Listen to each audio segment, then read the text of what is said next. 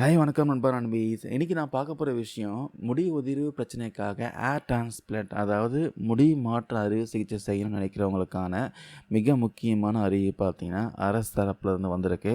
அவங்க என்ன அறிவிப்பு வெளியிட்டிருக்காங்க எல்லாமே டீட்டெயிலாக பார்க்கலாம். சமீப காலமாக முடி மாற்று அறுவை சிகிச்சை செய்கிறவங்க எண்ணிக்கை பார்த்தீங்கன்னா அதிகமாகிட்டே வருது. ஆனால் இதில் நிறைய ஆபத்துகளும் இருக்குது. இதை முறைப்படுத்துவதற்காக தமிழ்நாடு அரசு இப்போ அதிரடியான அரசாணையை வெளியிட்டிருக்காங்க. அது என்னென்ன கட்டுப்பாடுகள் வாங்க தெளிவாக பாயிண்ட்ஸ் பை பாயிண்ட்ஸாக பார்க்கலாம். முதல்ல இந்த அரசாணை திடீர்னு ஏன் வர காரணம் பார்த்தீங்கன்னா, ரீசெண்டாக சென்னை அண்ணா நகரில் முறையான அனுமதி இல்லாமல் முடி மாற்று அறுவை சிகிச்சை செஞ்சதா 3 பேர் பார்த்தீங்கன்னா போலீஸ் கைது செஞ்சுருக்காங்க. இது மாதிரி முறையற்ற முடி அறுவை சிகிச்சை பண்ணும்போது உயிர் ஆபத்துகளும் ஏற்பட வாய்ப்பு இருக்குது. அதனால் பார்த்தீங்கன்னா அரசாங்கம் நிறைய கட்டுப்பாடுகள் விதிச்சிருக்காங்க.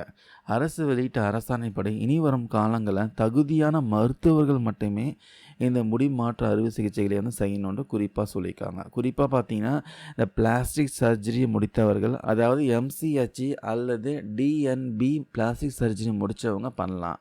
அல்லது தோல் நோய் நிபுணர்கள் டெர்மட்டாலஜிஸ்ட்டு, அதாவது எம்டி அல்லது டிஎன்பி டெர்மட்டாலஜி படித்தவங்க மட்டுமே இந்த சிகிச்சையை பண்ண முழு அனுமதி கொடுத்துருக்காங்க. சிகிச்சையை அளிக்கிற நிபுணர்கள்லாம் ஏதாவது எமர்ஜென்சின்னு வந்தால் அதை சமாளிக்கிற அளவுக்கு தயார் நிலையில் இருக்கணும்னு சொல்லியிருக்காங்க. ரொம்ப முக்கியமான விஷயம் பார்த்தீங்கன்னா, அறுவை சிகிச்சை நடக்கும்போது ஒரு மயக்க மருந்து நிபுணர்கள் பார்த்தீங்கன்னா கட்டாயமாக அந்த அறையிலே இருக்கணும்னு சொல்லியிருக்காங்க. அனஸ்தீசியோலாஜிஸ்ட் பார்த்தீங்கன்னா கட்டாயமாக கூடவே இருக்கணும்னு சொல்லியிருக்காங்க. அது மட்டும் இல்லாமல் இந்த அவசர கால மருந்துகளோடு சேர்த்து பாய்லிஸ் மிஷினு, இன்டர்பேஷன் செட்ஸு, அம்பு பேக்ஸு போன்ற உயிர்காக்கும் மருத்துவ கருவிகள் இந்த கிளினிக்கில் கட்டாயம் கண்டிப்பாக இருக்கணும்னு சொல்லியிருக்காங்க. அதுக்கப்புறம் ஒரு கிளினிக் நடத்தணும்னா இப்போ அரசு பார்த்தீங்கன்னா நிறைய ரூல்ஸ்லாம் கட்டாயமாக்கியிருக்காங்க.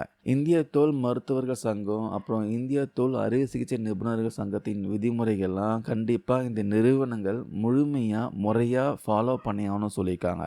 அது மட்டுமா மாசு கட்டுப்பாட்டு வாரிய சான்றிதழ், பொல்யூஷன் கண்ட்ரோலு, மருத்துவ உரிமம், பார்மசி லைசன்ஸு, ரத்த வங்கி உரிமம், blood bank licence, lift licence, அதுக்கப்புறம் சுகாதார சான்றிதழ், அதாவது ஹெல்த் சர்டிஃபிகேட்டு, இது மாதிரி எல்லா அனுமதியும் இந்த நிறுவனம் கட்டாயம் பெற்றிருக்க வேண்டும்ட்டு அரசு பார்த்தீங்கன்னா கட்டாயமாக சொல்லியிருக்காங்க. ஸோ முக்கியமாக நண்பர்களே நம்ம தெரிஞ்சுக்க வேண்டிய விஷயம் என்னென்னா, இந்த ஏர் டிரான்ஸ்பிளான்ட் அப்படின்றது பார்த்தீங்கன்னா சாதாரணமாக சலூனில் போய் முடி வெட்டுற மாதிரி விஷயம்லாம் கிடையாது. இது லோக்கல் அனஸ்தியா கொடுத்து தலையில் செய்யப்படுற ஒரு முறையான சர்ஜரி. கம்மியான செலவில் முடி முளைக்க வைக்கிறோன்னு சொல்லி எந்த மருத்துவ தகுதியும் இல்லாத சில போலி கிளினிக்குகள் பார்த்தீங்கன்னா கொடுக்குற ஆஃபரை நம்பி ஏமாந்துடாதீங்க. தவறான முறையில் சிகிச்சை செஞ்சால் அது கடுமையான இன்ஃபெக்ஷன் முதல் உயிரிழப்பு வரை கொண்டு போய் நேரிடும். அதனால் நீங்கள் ஒரு கிளினிக்கு போகிறீங்கன்னா அங்கே இருக்கிற டாக்டர் பார்த்தீங்கன்னா எம்டி டெர்மட்டாலஜி அல்லது பிளாஸ்டிக் சர்ஜரி படித்தவராக பாருங்கள். அங்கே எமர்ஜென்சி செட்டப் எல்லாமே இருக்கா முழுசாக செக் பண்ணிவிட்டு அதுக்கப்புறம் முடிவு பண்ணுங்கள். மறக்காமல் இதை முடி மாற்றம் அறுவை சிகிச்சை செய்யணும்னு நினைக்கிற உங்கள் நண்பர்களுக்கு ஷேர் பண்ணுங்கள், உறவினர்களுக்கு ஷேர் பண்ணுங்கள். இந்த புது ரூல்ஸ் பற்றி நீங்கள் எதாவது நினச்சிங்கன்னா மறக்காமல் கமெண்ட்ஸை சொல்லுங்கள். தேங்க்யூ நண்பா நண்பீஸ்.